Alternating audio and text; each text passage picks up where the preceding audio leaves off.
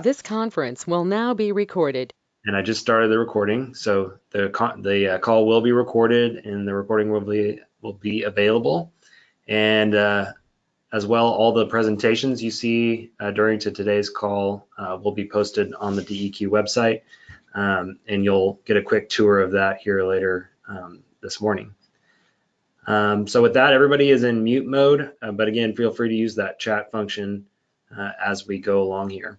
And I just encourage you, if there's any questions that don't get answered on today's call, DEQ will have their staff contacts, and the two Clean Cities coordinator contacts will be on the call as well. So with that, I'm going to turn it over to Heather and the DEQ team. Good morning, this is Heather Lurch at the Air Quality Division of DEQ, and I'm here to talk to you today about the Oklahoma Clean Diesel Program. This is also known as the DERA program, stands for Diesel Emissions Reduction Act. That is the federal program which gives us the money to do what we're doing.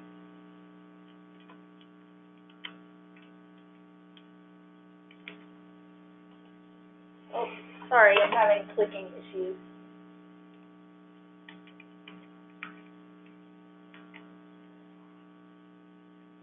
Alright, so the goal of the program is to reduce emissions from diesel vehicles and improve fuel efficiency.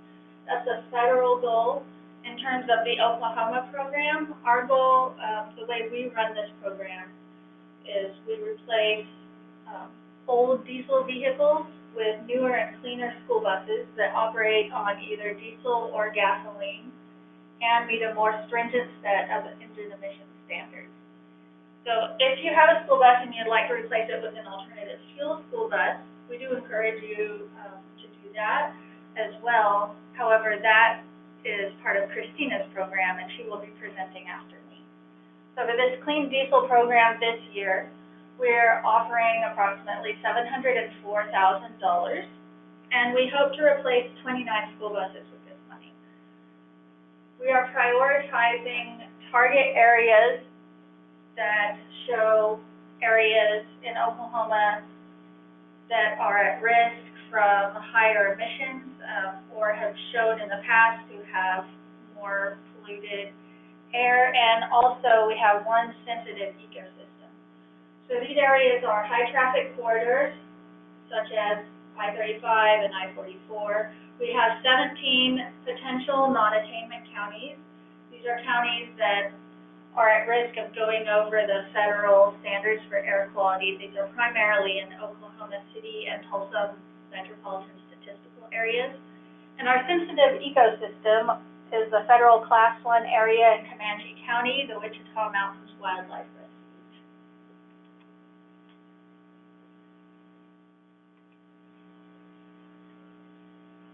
So the eligibility requirements for this, even though we are prioritizing these specific areas, this program is open to all school districts that transport students pre-K through 12th grade, regardless of where your school is located.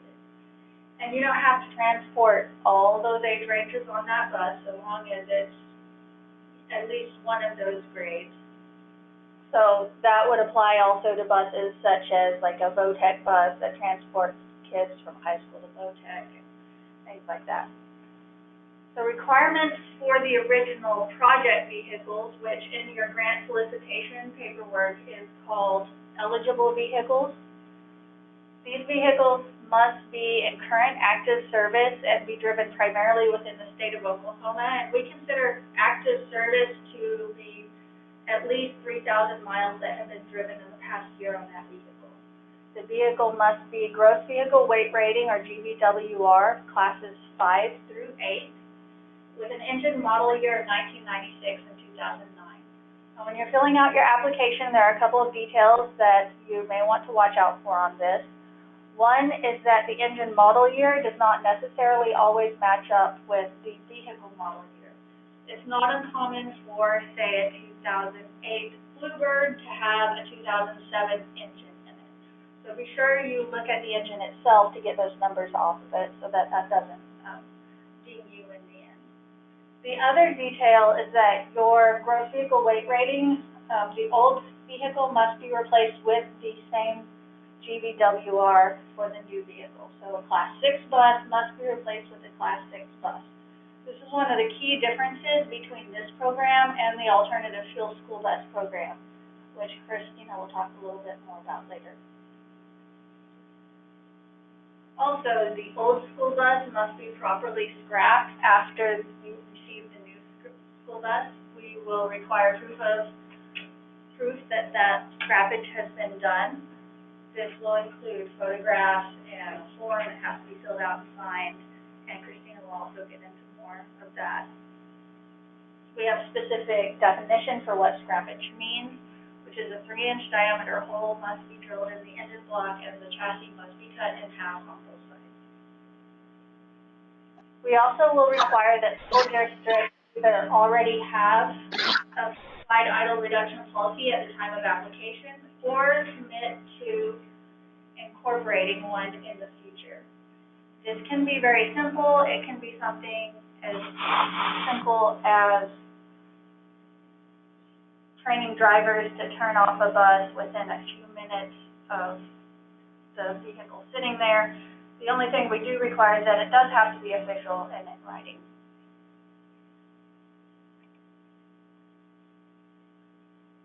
So this grant will fund up to 25% of the cost of the new bus. Now, if the recipient or the potential recipient, that is, offers to pay more than that 75%, that will give you more points on your application because that means there will be a more cost-effective program for us on our end. But a minimum of 75% match is required from you. So we have an example here, which is that if you have 3 replacement school buses that cost $80,000, the total project cost will be $240,000. That means that your maximum awards from us will be $60,000, and the remaining $180,000 must be replaced by the applicant as the project partner. So it's important to know because this can get into significant amounts of money for a school district, that this is a reimbursement grant project. So you have to purchase the buses up front, then scrap the old bus, then complete all of the project paperwork, send your reimbursement packet into us. After our project organizers go through your packet and conclude that the project is complete to satisfaction and all the I's are dotted and the T's are crossed, then we will issue a reimbursement check.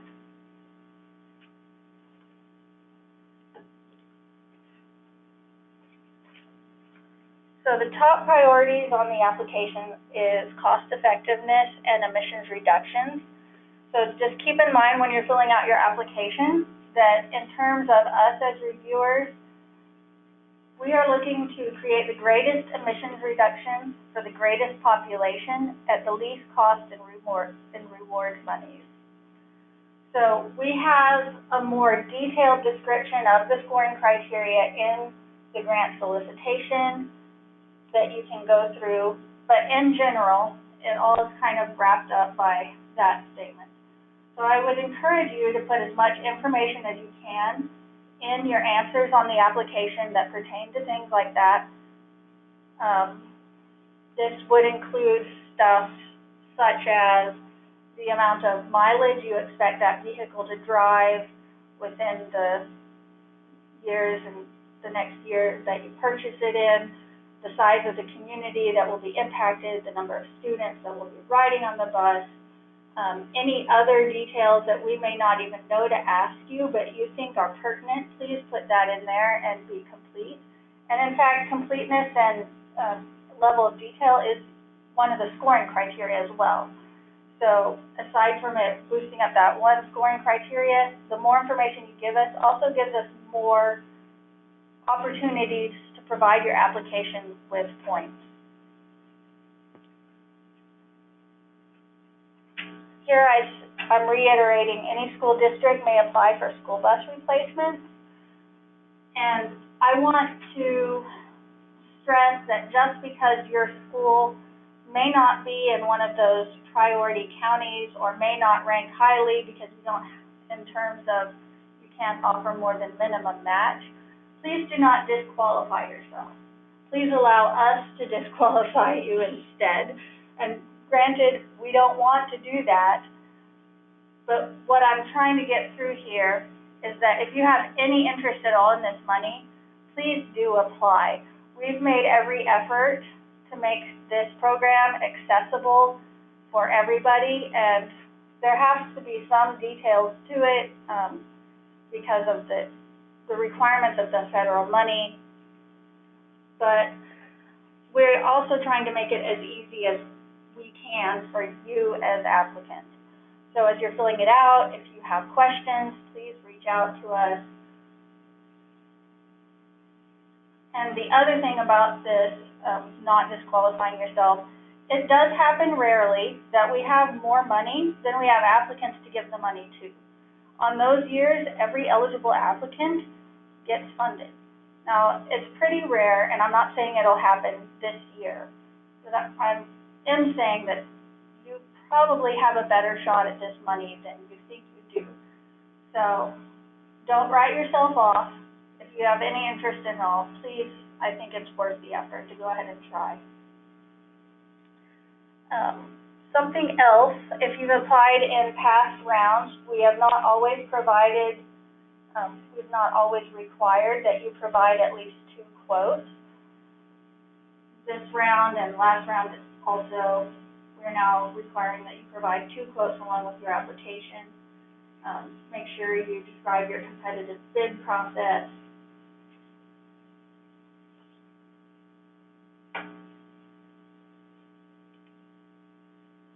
All right. And now, once you have your application complete, all applications must be received by 5 o'clock on December 6, 2019. Now, there is something new this year that I'm very excited to tell you about. It's something else that we've done to try and help you guys and help you make sure that your applications are as good as they can possibly be. We have instigated a new early bird screening deadline. So if you submit your application before November 22nd, which is in about 2 weeks here, we will screen your application to make sure that you meet all the eligibility criteria and that your application is complete, so that you won't be disqualified if you forgot an attachment or if your vehicle is the wrong engine model year. Instead, we will contact you, we will tell you what's wrong with your application, and then you will have until the final December 6th deadline to submit an amended application. So if you can possibly meet that early bird deadline, I encourage you to shoot for it. If you cannot meet that deadline, you can still have until that December 6th to submit your application. You just won't be screened for completeness. So once we have all the applications in, we will begin the ranking process, and awards will be announced in January of 2020. The final project deadline is September 1st. So now, I would like to do something fun and pretend that everybody on the webinar has won an award. Hooray! I'm so excited. This is exactly what I hoped would happen. So, you are now all awardees. What happens next? So next, we will send you a memorandum of agreement. This is a document that outlines the responsibilities of you as the recipient and us as the grant administrators. You will sign that, send it back to us, our executive director will sign it, and then we will issue you a notice to proceed. It is very important that you not begin your project until you receive that notice. If you do, you could jeopardize your receipt of funds. So just be patient and wait for us to give you the green light, and then you're good to go. Once you have that, you will be required to do quarterly reporting for 1 year. And then when you get your new bus in, from the date of receipt of that bus, you will then have 90 days to scrap the old bus.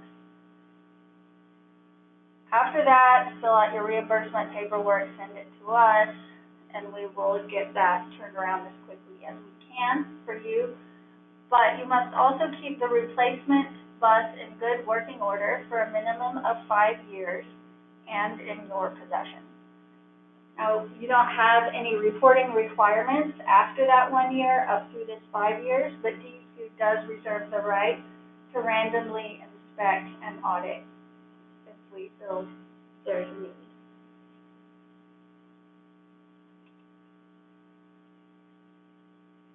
So that is all I have to say about the Clean Diesel program.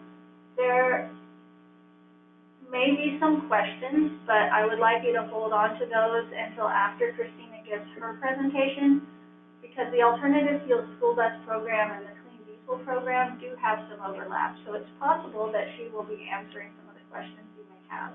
But we'll give you an opportunity to ask questions afterwards. And if you think of something after we're off the line and the webinar is over, you can contact us at cleandiesel@deq.ok.gov. There is our website, which Christina will walk you through later. And if you want to give us a phone call, it's 702-4100,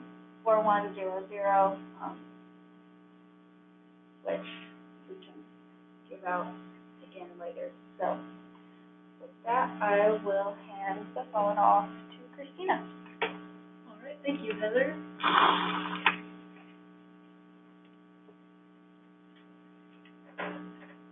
All right, hello, my name is Christina Higgins, and I will be talking to you today about the Alternative Fuel School Bus program. And like Heather said, it has some key similarities to the DERA or the Clean Diesel program. So I'll be focusing mostly on the key differences and outlining how they compare and contrast. So the goal of this program is similarly to reduce vehicle emissions from diesel school buses. But unlike DERA, we are replacing old diesel school buses with new alternatively fueled school buses, and we are just doing replacement projects. So last year we ran the Alternative Fuel School Bus program for the first time for FY 2018, and we're running it again this year, but with a couple of changes. So in case you applied last year, or maybe you read the information we put out in 2018, I just want to go over a couple of key differences. So we removed hybrid electric as an eligible fuel type. We removed repower as an eligible project type, and then we changed the quote request for proposals or RFP document that is now called a grant solicitation. So it's the same document that has all of the program information for the all fuel school bus program. It just has a different name. So if you go on our website to read more about the program, you'll see a link to the grant solicitation. So in case you're wondering why that changed, it's just to help us out internally, but just look for the grant solicitation.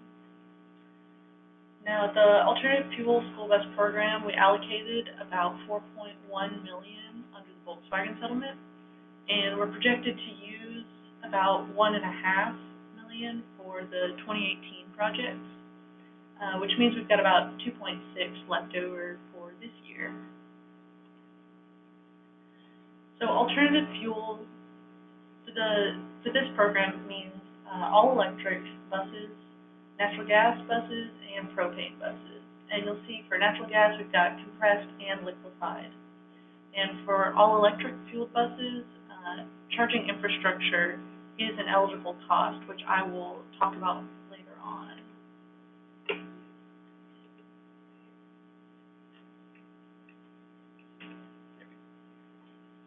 So like the Clean Diesel program, all school districts in Oklahoma are eligible to apply for this program.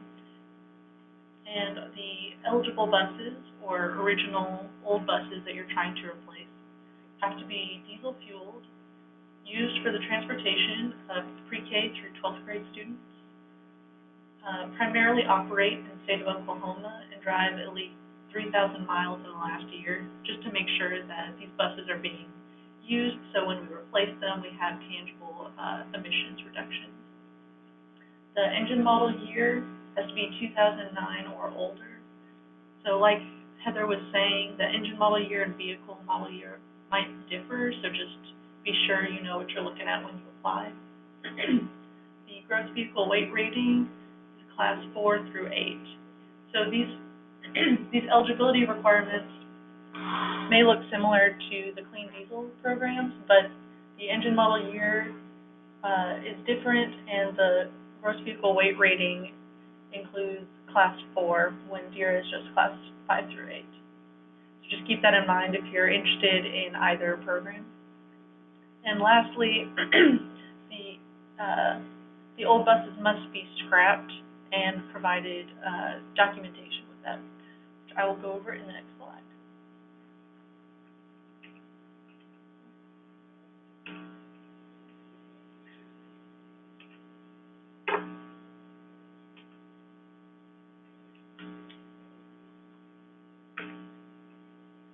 So scrappage for this project is similar to the clean diesel scrappage requirements.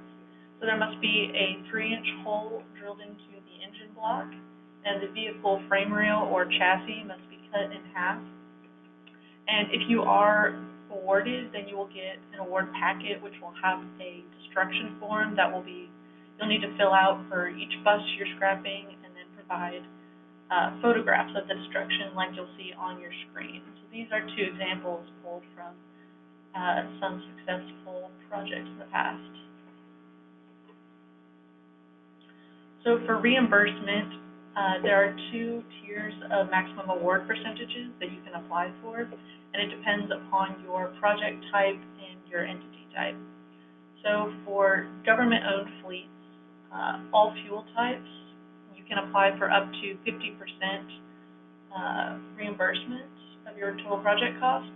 And for non-government, for an all-electric and associated charging infrastructure, you can apply for up to 50%, and then for natural gas and propane, you can apply for up to 25% of your total project cost reimbursed.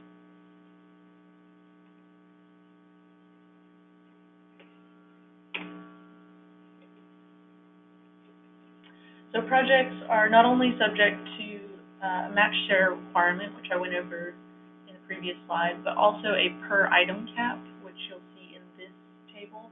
And both tables and all this information is in the grant solicitation on our website, which I'll show you later, in case this is a lot of information to absorb right now. But I'll briefly go over this table.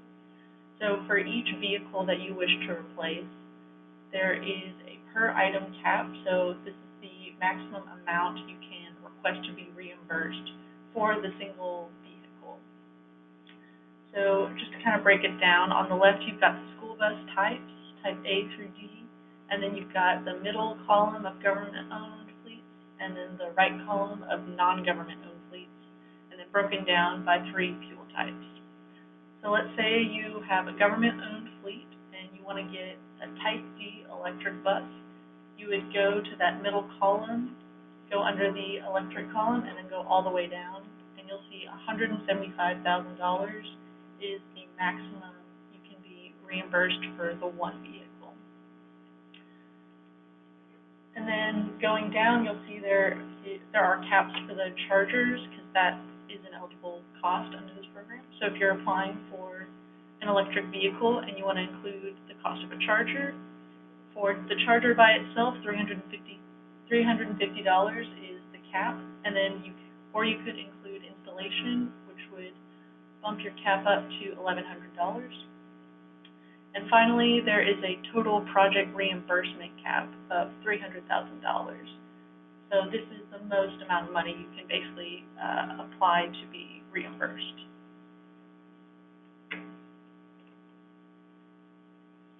So a couple more details. So unlike the clean diesel program, we do accept right-sizing projects. And right-sizing basically means if you've got like a class 7 school bus, but you don't have enough students filling it up and you want to go down a class, then you can apply for like a class 6 or a class 5 bus, and this would actually benefit your project more in scoring, since you would have greater emissions reductions. So this is an eligible project type. It can go down in size, but you cannot go up, and then you can just stay in the same class. So that's just another added detail. And then, like I said, chargers are an eligible cost for if you're applying for a all-electric school bus replacement, but you have to provide a quote for that charger, and just know that it could reduce cost effectiveness as it is just an extra cost added on to your project. So if you are interested in applying, I highly recommend you go read the grant solicitation because it has all of the information about the project. And it has specific scoring criteria, so if you're wanting to know how to better your application, then you can read through our details that outline what we're looking for. And then in Appendix A, at the end of that grant solicitation, it actually kind of gives you an outline of what we use when we score our applications. So I highly recommend looking at that. But I will go ahead and tell you that two things that we look at are cost effectiveness and target areas. So, meaning we're looking at the emissions reduction per dollar, which we do calculate, like how what emissions you will receive in your project, and then compared to the project cost.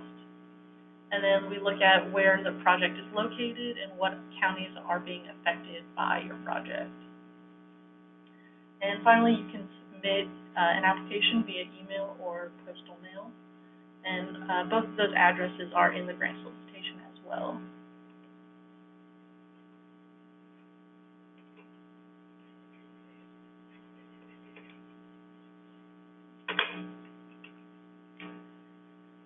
So this timeline will look very similar to the clean diesel timeline. In fact, the first 4 dates on the bottom are the exact same as clean diesel. The only difference is that we have different project lengths.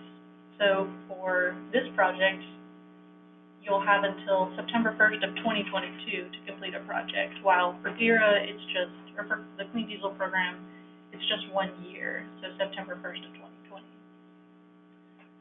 But know that all applications are due December 6th, and we are also doing the screening deadline. So if you're interested in the Alternative Fuel School Bus program, I highly recommend as well that you try to get your application in on or before November 22nd, and we'll look at it for eligibility and completeness.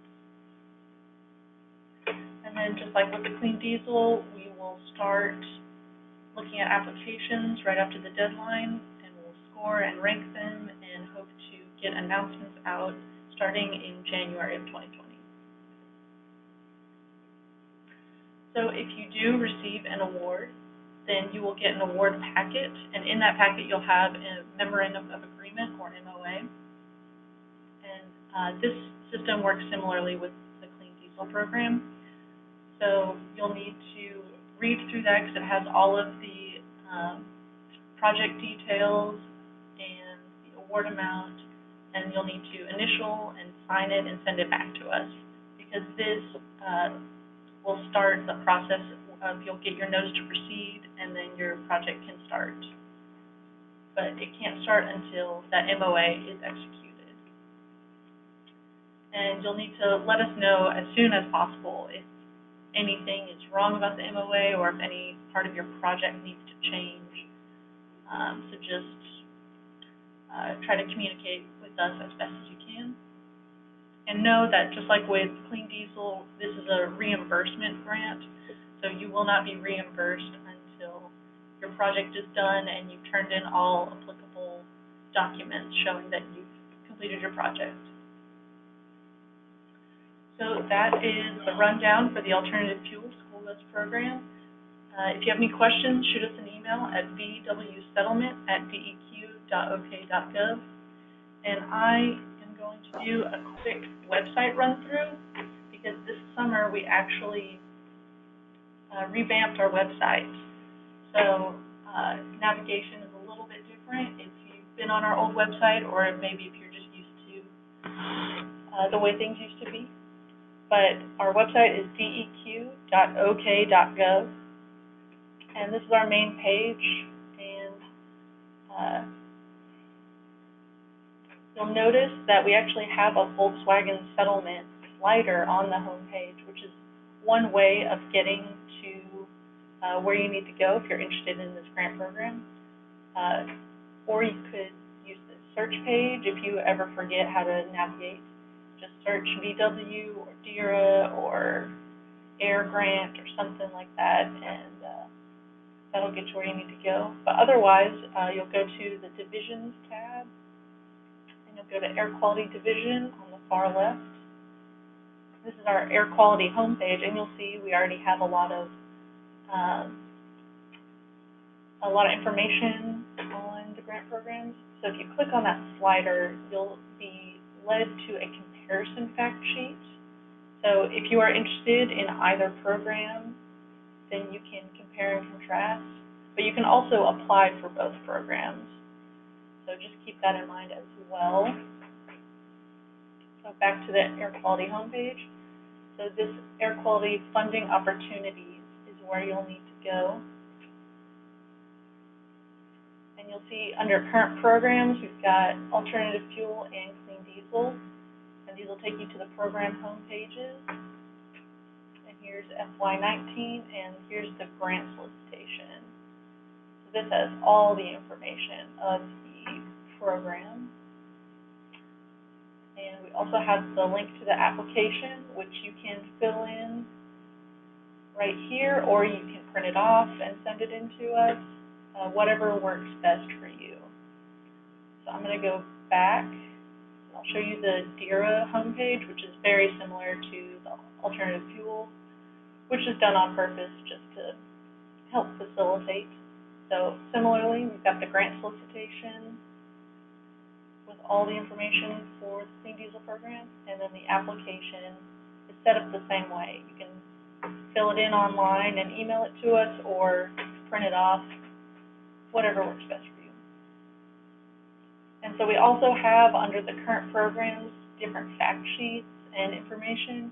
So this is where we will post all the stuff from this webinar. So if you want to go back through our slides, then go up to the program page, and we'll have that link up as soon as we can. So that is all I have. That was a quick run through of the program and our new website. So if you have any questions at all, please let us know. Our contact information is on the slides and as well as on the website. So I'll turn it back over to Eric. Okay, before we switch over to Adrian, and while she's doing that, I'm going to ask a couple questions that came up. So we have a couple questions from Sandra Ballard, and she asks, how do public schools get around the requirement that they have to put older buses into a surplus? So I'm not sure, DEQ, if you've come across this question yet from any schools. This is Heather. We have not been asked this question before that I recall, and I was not aware that it was a requirement even, although it makes sense because we work for the state too, and we're required to surplus certain things as well. Others, we have had many successful applicants in past years, and I'm not sure how they have gone about satisfying that requirement and also satisfying the grant as well. That's something I could possibly look into and get back with you if you don't mind giving me your contact information. And then another question from Sandra is, she asked about replacing a gasoline bus and whether that would be eligible. The original vehicle for both of these programs has to be diesel. However, the replacement vehicle can be gasoline for the clean diesel program. All right. So Adrian, I see that you've got the screen up. I don't see your presentation quite yet. I don't see any other questions on the chat board. It now? I see your desktop. Okay. Let me make sure I'm not Well, That's it's we're getting there. okay. Is that better? There it is. Is that it? Okay. Hi everyone. My name is Adrienne James, and I am the Clean Cities Coordinator in Tulsa. And we just wanted to let you guys know of the many different types of alternative fuel buses that are out there, and additionally, all the resources that you have locally. We know several of our districts have great alternative fuel programs already in place, but most of you don't. And so we don't want you to be left out. We want you to be aware of what's out there and how we are here to help you. And so we're just going to give an overview, a high-level overview of the three main types of school bus technologies that are out there regarding alternative fuels, and here we go. So just a little bit of background on what Clean Cities is. My position and Eric's position are both, we are based in Tulsa and Oklahoma City at NCOG and ACOG, but our program is funded through the United States Department of Energy. And there are about 80 of us across the country, and our mission is to enhance the economic, environmental, and energy security of the United States by working locally to advance affordable domestic transportation fuels, energy efficient mobility systems, and other fuel saving technologies and practices. So Eric and I have been doing this work for a long time, and we would love to talk to you more about alternative fuels. As I said, there's a bunch of us across the country, and so we really pride ourselves on having access to this nationwide network of experts, but also being really plugged into what's going on locally. So we try to give you all the benefit of both of that depth of local knowledge as well as national knowledge, so you can really find out what's going on across the country and what your neighbors are up to. So in the past, alternative fuels were frequently done as a retrofit after the fact, but that's not really the case anymore. That's not necessary. So most of the OEMs make several different types of alternative fuels straight from the factory. So there's no need for a conversion or anything like that anymore. You can order what you want straight from the factory. There are a lot of benefits of alternative fuels that really are the main reasons why a lot of different districts consider them. The biggest one is that the fuel prices tend to be lower and more stable than gas or diesel. They tend to have lower operational costs. Alternative fuels are almost always domestic fuels, so there's less variability, and you're supporting the local economy. Maintenance issues can be less than those with diesel, so you don't have a regen mode if you're used to newer diesels. No regen mode, no diesel particulate filters, no diesel exhaust fluid, and all these things that a lot of people hate on the newer diesels. You don't have any of that on alternative fuel vehicles, so that's a lot of people get excited about that. And the reason we're talking about it today is because alternative fuels are better for the air quality, which is really important, especially around schools. Developing lungs on little kids are, especially susceptible to air quality issues. So we want to try to clean up those local emissions around the school. Another benefit of alternative fuels is they typically provide a better driver and passenger experience because they reduce, in addition to the reduced emissions, they also have substantially reduced noise, and you don't have that diesel smell as well. And then also it adds a layer of resilience to your district. So if there is a massive fuel price spike or shortage somewhere, if you have other options to still keep those buses running, you can have a measure of resilience, not depending on one particular fuel. So there's a lot of things you need to think about when you're considering alternative fuels, and that is where both Eric and I can help you think strategically around how you might negotiate those different considerations. The first one is fueling consideration. Where are you going to fuel this thing? So if you choose propane, propane's pretty easy. It's kind of the easiest of the three. Most of our towns across Oklahoma have a fairly robust propane distribution network, and if you buy a propane bus or two, then you might be able to get a fueling skid set up in your yard for very little or no cost, depending on the quantity of fuel you can commit to buy. So propane's pretty easy. You got to think it through, but it's kind of the lowest cost option on the fueling side, and it's fairly straightforward. It's a liquid fuel, and it fills up, very similarly to diesel or gas. Then CNG. There's been a lot of talk around CNG. Tulsa Public Schools has one of the oldest CNG programs in the country, and so they have a wealth of experience. But if you're looking at CNG, there's several different ways you can approach it.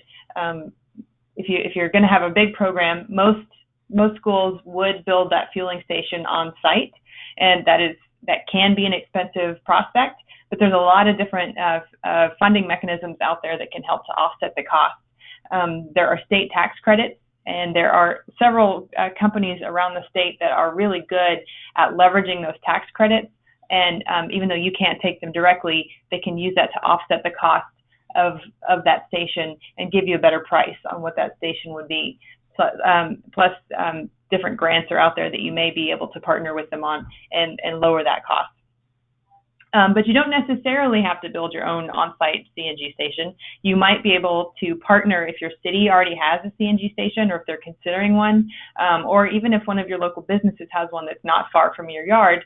There might be opportunities to have a conversation about planning for your fleet to utilize those existing stations, and they can probably give you a pretty good price on it, on that fuel. You can enter into a fueling contract, and then you substantially lowered your barriers to using CNG.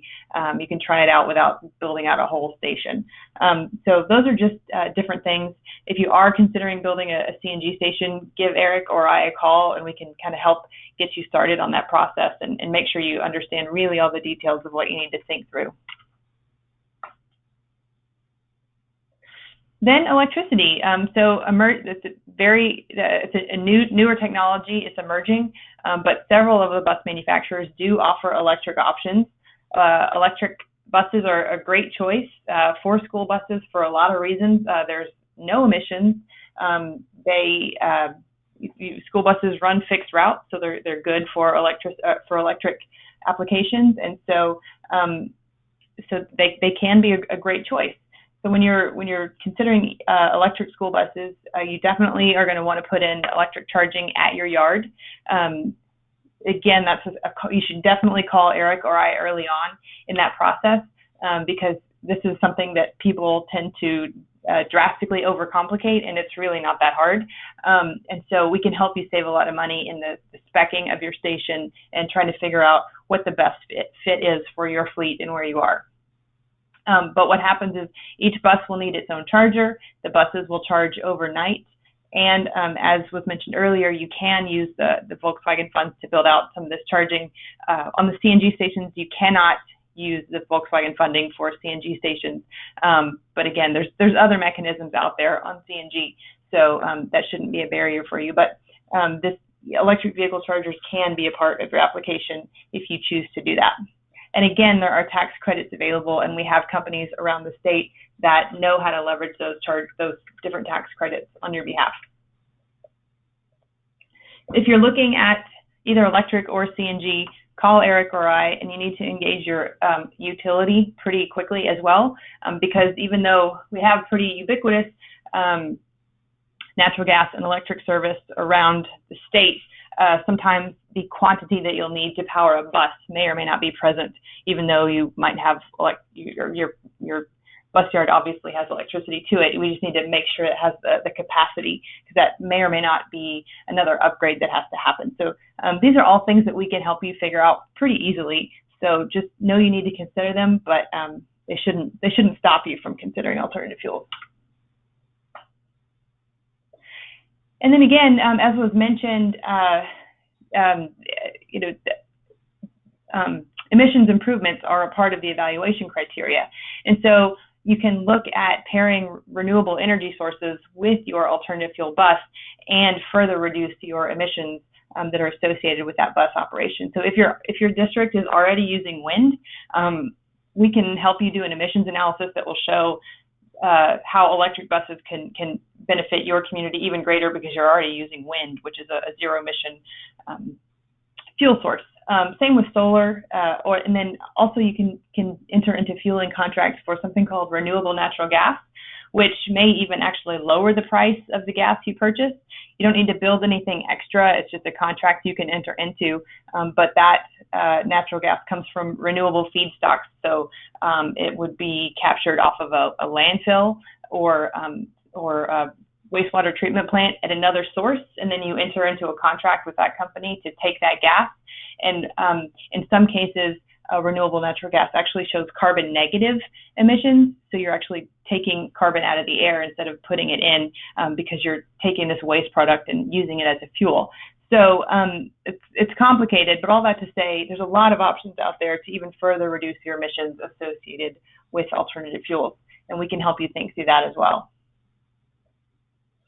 Oh, shoot, what just happened? Did it go away? That was weird. Okay, I got it. Is it back? Yep. Okay, so maintenance is another consideration. So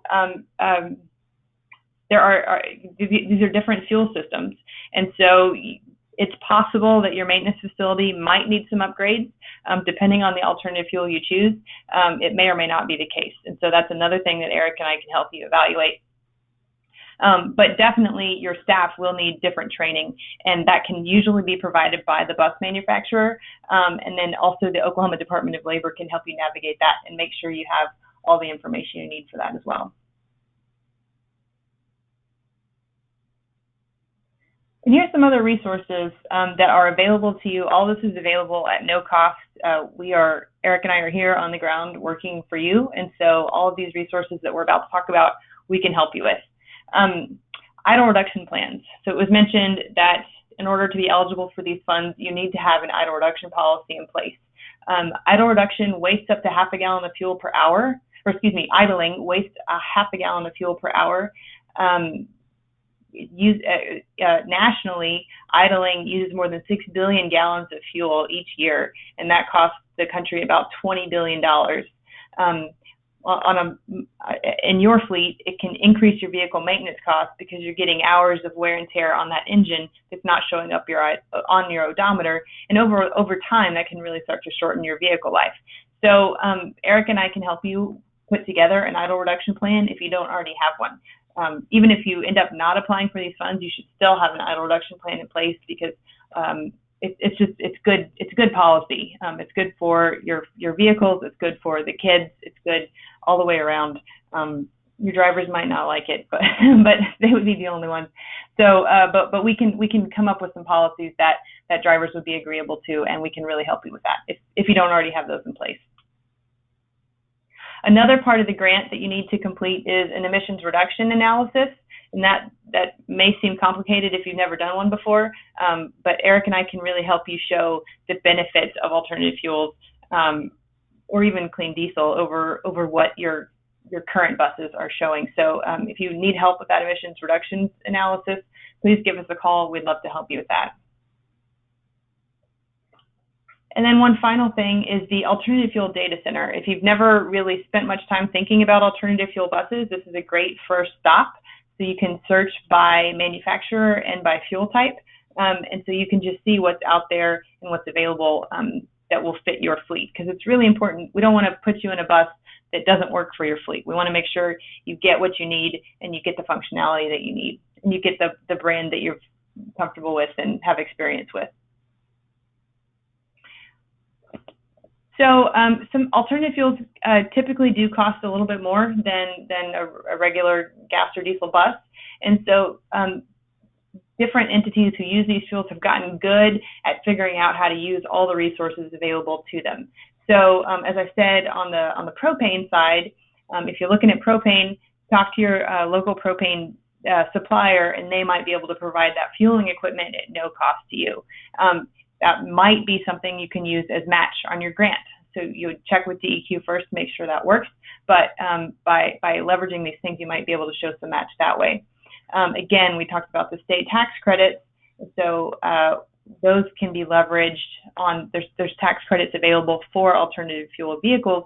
You can potentially leverage those tax credits through lease purchase arrangements with some of these existing companies that know how to help you get into these buses without breaking the bank. again, so we can do that with CNG. We can do that with all the fuel types, and then CNG stations as well would fall into that category of public-private partnerships. On electric buses, some electric bus manufacturers are allowing you to, they will let you buy the bus and lease the batteries, because the batteries are the most expensive part of an electric bus. And so by letting you buy the bus, it lowers the upfront cost of that purchase price, and then you lease the batteries over time. And so you're paying that payment instead of the cost of diesel, you're paying your battery lease over time. And then that ensures a level of service over the life of the bus. So, one of the questions people always ask about electric vehicles is, well, how long is the battery going to last? Well, this type of option helps you get over that hump and ensures a level of service of those batteries over the life of the bus. And again, with any of these, with CNG or electric buses, talk to your utility. They should be one of the first people you call, because they're going to be your partner in this, and they might be interested in helping in some way. I can't promise that they will be, but they have a wealth of expertise, and they might be able to help you navigate some of these things. So talk to your utility early and often. And also, if you're going to look at any of these innovative financing arrangements, make sure with DEQ that what you're proposing is actually eligible under the grant. So that's a really, really, really important step. If you don't want to accidentally disqualify yourself for this. So if this is what you want to do, talk to us, talk to DEQ, and make sure what you're proposing actually fits with their funding requirements. You got to do your homework. Alternative fuels, they each have strengths and weaknesses, which make certain types more suitable for different applications and use cases and duty cycles. So as I said earlier, we want to make sure you get the right bus that meets your needs, and we don't want to see any negative effects. So do your homework, understand the pros and cons, understand what you need out of that bus, understand what you don't need out of that bus, and we'll help you figure out the right fit for you. And again, Eric and I, we're well-versed in all of these fuel types, and so we can help you figure out which one is best for your fleet, and which one's most effective and cost-effective for you. And here's our contact information, and if you all have any questions, I'm happy to take them.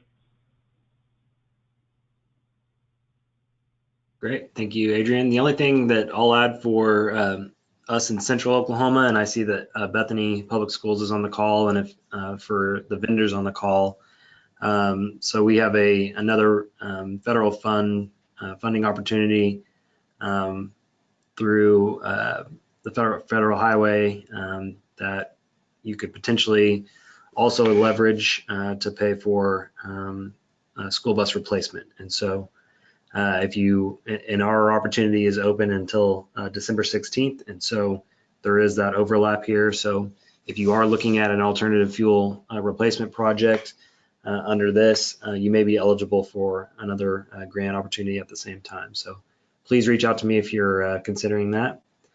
I do not see any other questions at this time.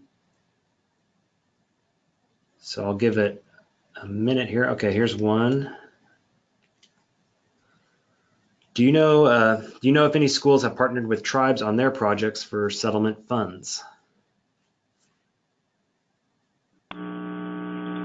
The tribal program is separate from the state program in terms of the Volkswagen mitigation fund, so I don't have any information on that. Heather, I don't know, I assume there are tribal schools, but I'm not 100%, but would those be eligible under this opening, or just the other one? They would be eligible to apply for our program as well. Adrian, I'm not aware of any schools that have partnered with tribes. I'm not either. But I know that, I don't know if you want to mention I know with the Cherokees, they have some set up some charging, and so there may be opportunities, Jennifer. So if you're aware of something, please reach out to us, and we'd be happy to work with you on that.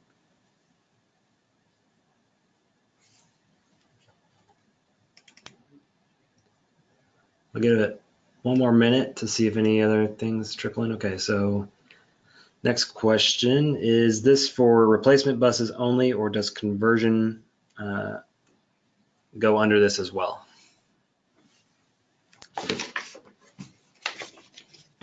Hi, this is Christina. So both of our programs are just for replacement of school buses.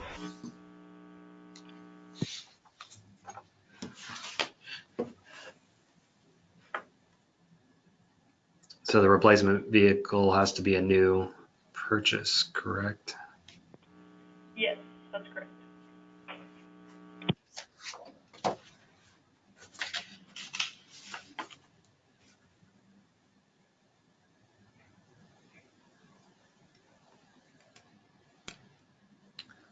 All right, at this time, I'm not seeing any additional questions. And again, you see our Clean Cities staff contacts there on the screen.